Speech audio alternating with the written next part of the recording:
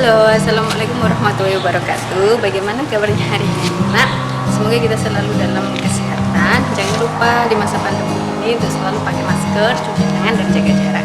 Gak apa-apa kok kita nggak sendiri. Kita hadapi masa pandemi ini bareng-bareng. Sebelum kita mulai pembelajaran, mari kita buka dengan membaca doa terlebih dahulu. Berdoa mulai. Terima kasih. Anak-anak, senang sekali hari ini kita bertemu lagi dalam mata pelajaran geografi. Anak-anak masih ingat nggak pelajaran minggu lalu? Pasti kalian ingat semua kan? Kemarin kita membahas tentang hidrosfer, hari ini kita akan membahas tentang pedosfer. Pada pertemuan kali ini kita akan membahas tentang pembentukan tanah.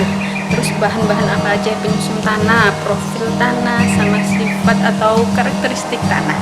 Nah, sebelum kita mulai ke pembelajaran, saya akan menyampaikan dulu tujuan pembelajaran hari ini. Jadi, tujuan pembelajaran hari ini yang pertama, peserta didik mampu memahami proses pembentukan tanah seperti di samping ini ya. Terus yang kedua ada peserta didik mampu memahami bahan-bahan penyusun tanah.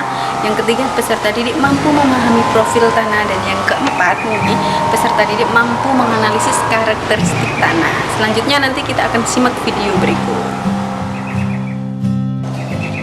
Ya anak-anak, ada yang tahu di samping ini gambar apa? Nah, betul sekali, di samping ini adalah gambar tanah yang selalu kita injak setiap hari, yang kita nggak pernah lepas setiap hari dari yang namanya tanah. Oke?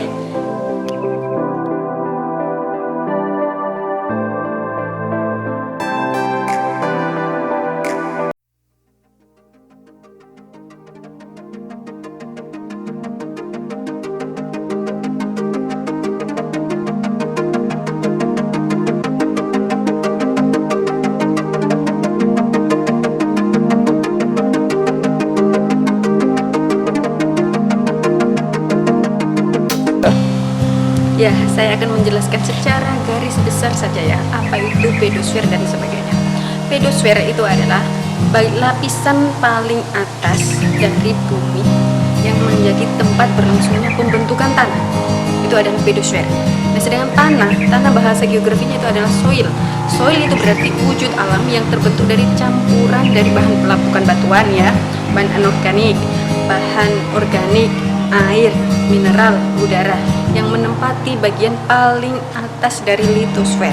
Itu berarti pengertian tanah. Dan bahan penyusun tanah itu ada mineral, air, udara, organik. Itu ya. Terus profil tanah itu ada meliputi 5 horizon. O, A, B, C, R. Seperti itu. Selain itu, ada karakteristik tanah itu adalah tekstur tanah, struktur tanah, konsistensi tanah, dan warna tanah. Nanti kita akan menjelaskan secara rinci. Ini hanya saya sekedar garis besar. Baik, untuk selanjutnya silakan kalian mengambil tanah di sekitar rumah kalian. Bisa ini tanah tegalan, tanah sawah, sama tanah pasir, dan jangan lupa bawa segelas air. Kita akan melakukan praktikum sederhana tentang tanah. Kalian catat jawabannya pada lembar kerja yang udah ibu berikan.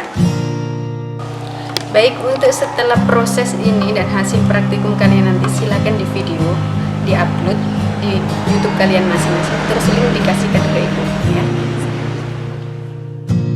Oke, yang pertama yang harus kita catat itu adalah tekstur tanah. Tekstur tanah berarti berkaitan dengan kasar lembutnya tanah. Nah, ini kalian coba pegang. Rasakan kasar enggak atau lembut enggak. Kalau dimasuk kategori lembut ya sudah. Nanti kalian tulis di buku lembar jawabnya, lembar kerja maksudnya nanti lembut. Kalau ini sawah, tanah sawah, kalian rasakan kasar apa lembut ya.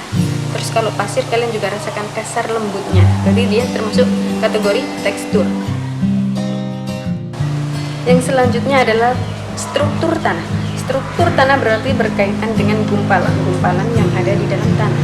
Kalian rasakan ini, kalian lihat di sini gumpalannya besar atau kecil, atau dia nggak punya gumpalan.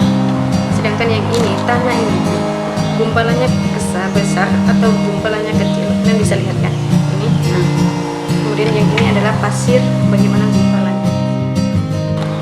Untuk struktur tanah, kalian bisa lihat dengan ditetesi air.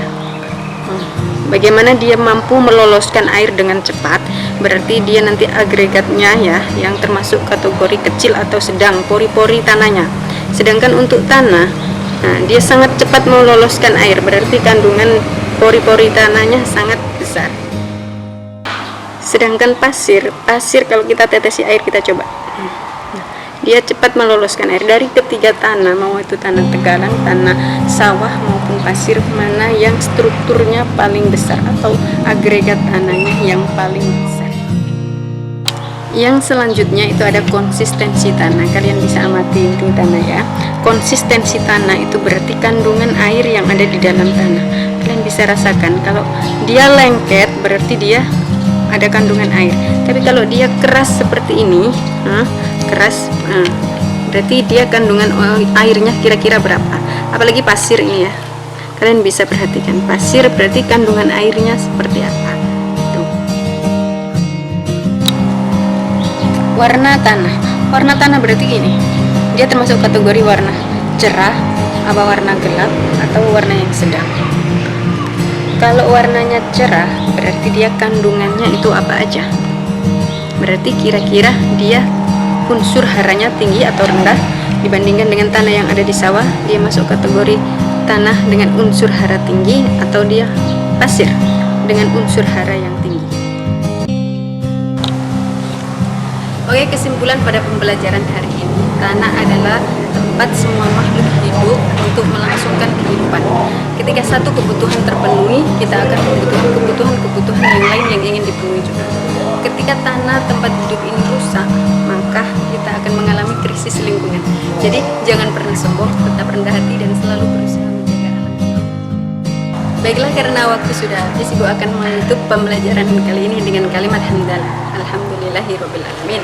Jika ada salah-salah kata dan kekurangan dalam pembelajaran kali ini, Ibu minta maaf yang sebesar-besarnya. Jangan lupa tetap jaga kesehatan, makan teratur, tidur cukup dan berolahraga. Assalamualaikum warahmatullahi wabarakatuh.